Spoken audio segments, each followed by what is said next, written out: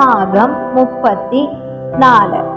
നാട്ടിൽ എനിക്കൊരു വിലയുണ്ട്, അത് കളയാൻ ഞാൻ സമ്മതിക്കില്ല. ആരെങ്കിലും ഈ വിവാഹത്തെ എതിർത്താൽ 14-ാം തീയതി നിങ്ങളൊക്കെ കാണുന്നത് ഈ ഉമ്മറത്ത് തൂങ്ങിയാടുന്ന എന്റെ ശരീരമായിരിക്കും. വെറും വാക്ക് പറയാറല്ല വിശ്വനാഥൻ നായർ. അത്രയും പറഞ്ഞ അയാൾ അകത്തേക്ക് കയറിപ്പോയപ്പോൾ 3 പേരും എന്തു ചെയ്യണമെന്നറിയാത്തൊരവസ്ഥയിലായിരുന്നു. അച്ഛൻ വിചാരിക്കുന്നത് പോലെ അത്രയ്ക്ക് നാട്ടുകാർ ഒന്നും ഒരു കാര്യം പറഞ്ഞിട്ടില്ല. മാത്രമല്ല, ഇത്ര പെട്ടെന്ന് അവളുടെ കല്യാണം നടത്തേണ്ട കാര്യമില്ലല്ലോ. ഇതൊക്കെ എല്ലാവരും ഒന്ന് മറന്നു കഴിയുമ്പോഴേക്കും വിവാഹം നടത്തിയാൽ മതി. നമ്മുടെ നാട്ടുകാർക്ക് ഇത് തന്നെ ഓർത്തുകൊണ്ടിരിക്കാനൊന്നും പോകുന്നില്ലല്ലോ. മറ്റൊരു വിഷയം കിട്ടുമ്പോൾ അത് മറന്നു പോകും. വിവേകിനേക്കാൾ നല്ലൊരു പയ്യനെ തന്നെ ഇവൾക്ക് കിട്ടും. അതിനിടയിൽ അവൾ അവനെ കാണുവോ, അവന്റെ ഒപ്പം ഇറങ്ങിപ്പോകുമെന്നോ അച്ഛൻ പേടിക്കേണ്ട.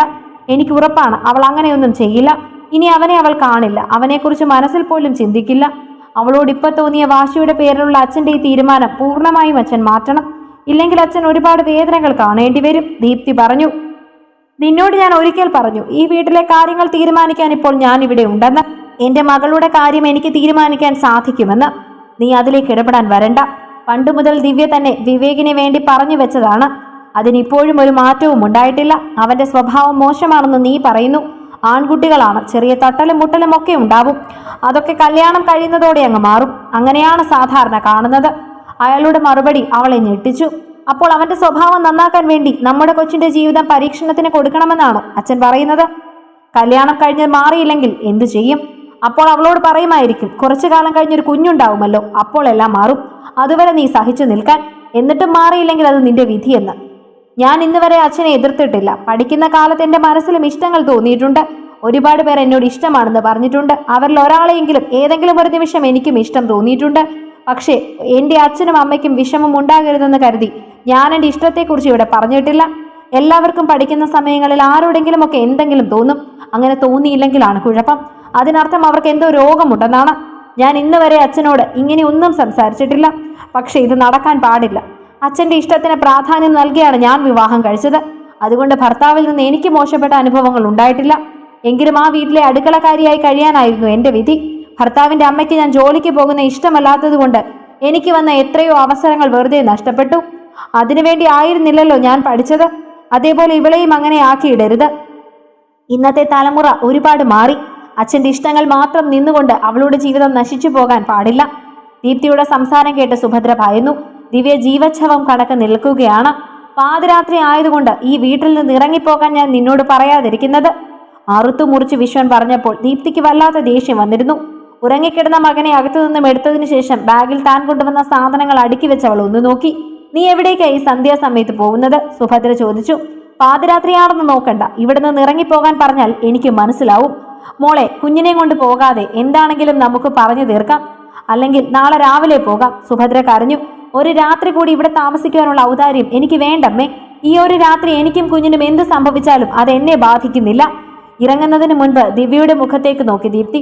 അവളുടെ മുഖത്ത് നിസ്സംഗതയാണ്. ഒരു നിമിഷം ദീപ്തിക്ക് അവളോട് സഹതാപം തോന്നിയിരുന്നു. ഇതുവരെ ഞാൻ നിന്നെ ഉപദേശിച്ചത് നമ്മുടെ അച്ഛനെയും അമ്മയും വിഷമിപ്പിക്കരുതെന്നായിരുന്നു.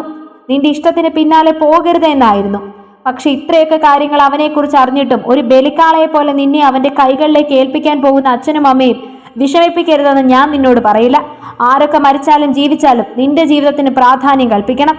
അതിന് അവനോടൊപ്പം ഇറങ്ങിപ്പോകുന്നതാണ് മാർഗമെങ്കിൽ അങ്ങനെ. ഇനിയിപ്പോൾ നീ ആരെയും നോക്കിയിരിക്കേണ്ട. നിന്റെ ജീവിതത്തിന് തന്നെ പ്രാധാന്യം കൊടുക്കണം. അല്ലെങ്കിൽ നാളെ നഷ്ടമാവുന്നത് നിനക്കായിരിക്കും, നിനക്ക് മാത്രം. ഒന്ന് പറഞ്ഞു കരയാനോ ആശ്വസിപ്പിക്കാനോ പോലും ആരും ഉണ്ടാവില്ല. ജീവനുണ്ടെങ്കിൽ ഞാൻ ഇനി ഈ വീട്ടിൽ വരില്ല. അത്രയും പറഞ്ഞ് ദീപ്തി ഇറങ്ങിയപ്പോൾ വിശ്വനാഥന് ദേഷ്യമാണ് തോന്നിയത്. ഒരു തുള്ളി കണ്ണുനീർ അവളിൽ നിന്നും അടർന്നു വീണിരുന്നു. മകനുമായി ഒറ്റയ്ക്ക് വീട്ടിൽ നിന്നും ഇറങ്ങിപ്പോകുന്ന മകളെ നോക്കി സുഭദ്ര കണ്ണീരോടെ നിന്നു. നാശം പിടിച്ചവളെ, നീ ഒറ്റ ഒരുത്തിയാണ് ഇത്രയും പ്രശ്നങ്ങൾക്ക് കാരണം. അച്ഛനെയും മക്കളെയും തമ്മിൽ തെറ്റിച്ചപ്പോൾ നിനക്ക് സമാധാനമായല്ലോ. ഒന്നും മിണ്ടാതെ അവൾ കരഞ്ഞുകൊണ്ട് അകത്തേക്ക് കയറിപ്പോയിരുന്നു. കുഞ്ഞിനെയും എടുത്തുകൊണ്ട് പുറത്തേക്ക് ഇറങ്ങിയെങ്കിലും ഇരുൾ പടർന്നു കിടക്കുന്ന വഴിയിലേക്ക് നോക്കിയപ്പോൾ സ്വന്തം നാടാണെങ്കിൽ പോലും നേരിയ ഭയം അവൾക്ക് തോന്നിയിരുന്നു. പക്ഷെ ആത്മാഭിമാനത്തിനേറ്റ മുറിവ് അതിലും വലുതായിരുന്നു. അതുകൊണ്ട് തന്നെ മകനെയും നെഞ്ചിൽ അടക്കി പിടിച്ചവൾ മുന്നോട്ട് നടന്നു. ഒരു ബൈക്കിന്റെ ശബ്ദം കേട്ടുകൊണ്ടാണ് അവൾ തിരിഞ്ഞു നോക്കിയത്. പെട്ടെന്ന് അരികിൽ കൊണ്ടുവന്ന് ബൈക്ക് വട്ടം ചവിട്ടി. ഒരു നിമിഷം ഒന്ന് ഭയന്നെങ്കിലും ബൈക്കിലിരിക്കുന്ന ആളെ കണ്ടപ്പോൾ അവൾക്കൊരല്പം സമാധാനം എവിടെ നിന്നോ വന്നു. അനന്തു. ചുണ്ടുകൾ മൊഴിഞ്ഞു. എന്താ ഈ സമയത്ത്? അവളുടെ മുഖത്തേക്ക് നോക്കി അവൻ അപരിചിതരോട് എന്ന പോലെ തന്നെ ചോദിച്ചു. വീട്ടിൽ പോകാൻ വേണ്ടി ഇറങ്ങിയതാണ്. ബസ് കിട്ടണമെങ്കിൽ കവലയ്ക്ക് പോകണം. ഒരു ഓട്ടോ നോക്കിയിരുന്നു. വക്കി തപ്പി പറഞ്ഞവൾ. എന്താ ഒറ്റയ്ക്ക് ഈ സമയത്ത്? സംശയത്തോടെ അവൻ ചോദിച്ചു. വീട്ടിൽ എന്തെങ്കിലും പ്രശ്നമുണ്ടോ? അവളുടെ മുഖഭാവം കണ്ടുകൊണ്ട് അനന്തു തിരക്കി. എങ്ങനെ അറിഞ്ഞു? ദിവ്യ വിളിച്ചോ? ഇല്ല, ഞാൻ കുറേയേറെ സമയമായിട്ട് വീടിന് മുന്നിലൂടെ വെറുതെ അങ്ങോട്ടും ഇങ്ങോട്ടും പോവായിരുന്നു. എന്തെങ്കിലും പ്രശ്നമുണ്ടോ എന്നറിയാൻ. ഇടയ്ക്ക് നിങ്ങളെല്ലാവരും കൂടി നിൽക്കുന്നതും എന്തൊക്കെ അഭിപ്രായ വ്യത്യാസങ്ങൾ പറയുന്നതും കണ്ടു. അതിനുശേഷം ചേച്ചി കുഞ്ഞിനെയും കൊണ്ട് ഇറങ്ങി വരുന്നത് കണ്ടത്. അതുകൊണ്ട് ചോദിച്ചതാ. പ്രശ്നമുണ്ട്. ദിവ്യയുടെയും വിവേകിന്റെയും വിവാഹം നടക്കാൻ പോവുക. നെഞ്ചിലൊരു വെള്ളടി വെട്ടിയതുപോലെയാണ് അനന്തുവിന് തോന്നിയത്. അവന്റെ മുഖഭാവത്തിൽ നിറഞ്ഞു നിൽക്കുന്ന വേദന ദീപ്തിക്ക് മനസ്സിലാക്കാൻ സാധിച്ചിരുന്നു. അറിയാതെ കണ്ണുകൾ കലങ്ങി ചുവന്നത് അവൾ ശ്രദ്ധിച്ചു. ഞാൻ കാരണമാണോ ചേച്ചി ഇത്ര പെട്ടെന്ന് ഇങ്ങനെ ഒരു തീരുമാനത്തിൽ എത്തിയത്? ഉത്കണ്ഠയോട് അവൻ ചോദിച്ചു. ആണോ എന്ന് ചോദിച്ചാൽ അതെ. പക്ഷെ അവനെക്കുറിച്ച് എല്ലാ കാര്യങ്ങളും പറഞ്ഞിട്ടും ഈ വിവാഹത്തിൽ നിന്ന് പിന്മാറാൻ അച്ഛൻ തയ്യാറല്ല എന്നതാണ് മറ്റൊരു സത്യം. എല്ലാം എന്ന് പറഞ്ഞാൽ എല്ലാ കാര്യങ്ങളും ചേച്ചി പറഞ്ഞു. എല്ലാ കാര്യങ്ങളും ഞാൻ പറഞ്ഞില്ല. പക്ഷെ അവൻ ശരിയല്ല എന്ന് വ്യക്തമായിട്ട് ഞാൻ പറഞ്ഞു. അതൊന്ന് അന്വേഷിക്കാനുള്ള മനസ്സ് പോലും അച്ഛനില്ല. അതിനർത്ഥം അച്ഛൻ അവളുടെ കാര്യത്തിൽ ഇനി മറ്റു തീരുമാനങ്ങളൊന്നും എടുക്കില്ല എന്ന് തന്നെയാണ്. അവൻ എങ്ങനെയാണെങ്കിലും വിവാഹം കഴിയുമ്പോൾ മാറുമെന്നാണ് അച്ഛൻ പറയുന്നത്. എല്ലാം അച്ഛൻ ഉറപ്പിച്ചു എന്ന് തന്നെയാണ് അതിൻ്റെ അർത്ഥം. അതുകൊണ്ട് ഇനി കാര്യത്തെക്കുറിച്ച് അച്ഛനോട് സംസാരിച്ചിട്ട് എന്തെങ്കിലും കാര്യമുണ്ടെന്ന് എനിക്ക് തോന്നുന്നില്ല. അതുകൊണ്ടാണ് ഞാൻ അവിടെ നിന്നും ഇറങ്ങിയത്. അനന്തുവിനോടും അവളോടും ഞാൻ പറഞ്ഞത് കുടുംബത്തെ മറന്ന് ഒന്നും ചെയ്യരുതെന്നാണ്. ഇപ്പോഴും എനിക്ക് പറയാനുള്ളത് അത് തന്നെയാണ്. നിങ്ങൾ തീരെ ചെറിയ കുട്ടികളാണ്. കുടുംബജീവിതത്തിലേക്ക് എടുത്തു ചാടിയാൽ ഒരുപക്ഷെ നിങ്ങൾ പ്രതീക്ഷിക്കുന്നത് പോലെ ആവില്ല. പക്ഷെ വിവേക് അവളെ വിവാഹം കഴിക്കാൻ പാടില്ല. പഠിക്കാൻ പോകുന്ന കാര്യങ്ങളെക്കുറിച്ചൊക്കെ അവൾ എന്നോട് പറഞ്ഞു. നല്ലൊരു ജോലി കിട്ടുമെന്ന് ഉറപ്പുണ്ടെങ്കിൽ ഈ വിവാഹത്തിൽ നിന്നും അനന്തു അവളെ രക്ഷിക്കണം. എങ്ങനെ രക്ഷിക്കണമെന്ന് പറയാൻ എനിക്കറിയില്ല. ചേച്ചി പറയുന്നത് എനിക്ക് വ്യക്തമായിട്ടും മനസ്സിലായിട്ടില്ല. അനന്തു പറഞ്ഞു. ഇതിൽ കൂടുതൽ ഞാൻ എങ്ങനെയാണ് വ്യക്തമാക്കുന്നത്? വിവാഹം നടക്കാൻ പാടില്ല. അതിന് നിങ്ങളുടെ വിവാഹം നടക്കണമെങ്കിൽ പോലും ഇതിനപ്പുറം ഒരു ചേച്ചി എന്ന നിലയിൽ എനിക്ക് പറയാൻ കഴിയില്ല. ദീപ്തി പറഞ്ഞു. ഞാൻ എവിടേക്ക് വിളിച്ചാലും വരാൻ തയ്യാറായാണ് അവൾ ഇരിക്കുന്നത്. അവളെ പിരിയുന്നതിനെക്കുറിച്ച് എനിക്ക് ചിന്തിക്കാൻ സാധിക്കില്ല. അവളെ ഞാൻ മറ്റാർക്കും വിട്ടുകൊടുക്കില്ല. പക്ഷെ അവളുടെ അച്ഛനെയും അമ്മയും വേദനിപ്പിച്ചൊരു ജീവിതം, അതും എനിക്ക് കഴിയില്ല ചേച്ചി. എൻ്റെ അമ്മ എന്നോട് പറഞ്ഞു ഒരുപാട് സ്വപ്നങ്ങളുമായി 21 വർഷത്തോളം അവളുടെ വീട്ടുകാർ വളർത്തിക്കൊണ്ട് വന്നതാണെന്ന്. അത് ഞാനായി തകർക്കരുതെന്ന്. സത്യമാണെന്ന് ആലോചിച്ചപ്പോൾ എനിക്ക് തോന്നി. പക്ഷേ വിവേകിന് അവളെ ഞാൻ വിട്ടുകൊടുക്കില്ല. വിളിച്ചുകൊണ്ടു പോകാൻ ഇപ്പോൾ എനിക്കൊരു സ്ഥലമോ മാന്യമായി നോക്കാൻ ഒരു ജോലിയോ ഇല്ല. പക്ഷേ നിയമത്തിൻ്റെ പരിരക്ഷ നൽകാൻ എനിക്ക് സാധിക്കും. അനന്തു എന്താ ഉദ്ദേശിക്കുന്നത്? Register marriage. എനിക്ക് മനസ്സിലായില്ല. ഞാൻ അവളെ വിളിച്ചുകൊണ്ട് പോവില്ല ചേച്ചി, എവിടേക്കും. എൻ്റെ കൂടി ഇറങ്ങി വരുമെന്ന് പറഞ്ഞാലും. പക്ഷെ എനിക്ക് വിട്ടുകളയാൻ പറ്റില്ല. അതുകൊണ്ട് ആരും അറിയാതെ മറ്റൊരു സ്ഥലത്ത് പോയി രജിസ്റ്റർ ചെയ്യാനാണ് ഞാൻ കരുതുന്നത്.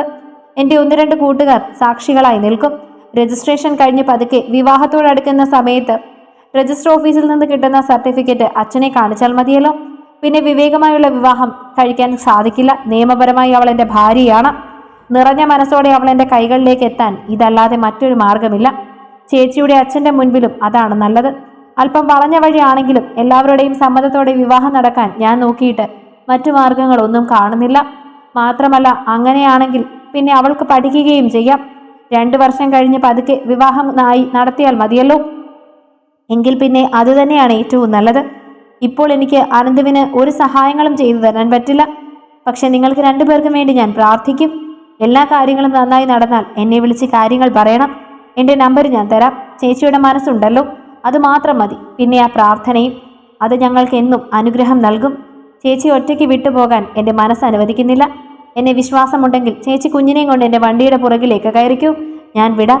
ദീപ്തിക്കൊന്നും ആലോചിക്കാനുണ്ടായിരുന്നില്ല. ഏറെ വിശ്വാസത്തോടെ അവൾ അവൻ്റെ ബൈക്കിന് പുറകിലേക്ക് കയറി. കുഞ്ഞിനെ അടക്കി പിടിച്ചവൾ ഇരുന്നു. ബസ് സ്റ്റോപ്പിൽ നിർത്താതെ അവൻ കൊണ്ട് നിർത്തിയത് അവളുടെ വീടിൻ്റെ തൊട്ടപ്പുറത്താണ്. അത്ഭുതത്തോടെ നോക്കി ദീപ്തി. അറിയാം ഇവിടെയാണ് ചേച്ചിയുടെ വീടെന്ന്. അരികിലേക്ക് ഞാൻ വരുന്നില്ല. ആരെങ്കിലും കണ്ട് ചേച്ചിക്ക് ബുദ്ധിമുട്ടായാലോ?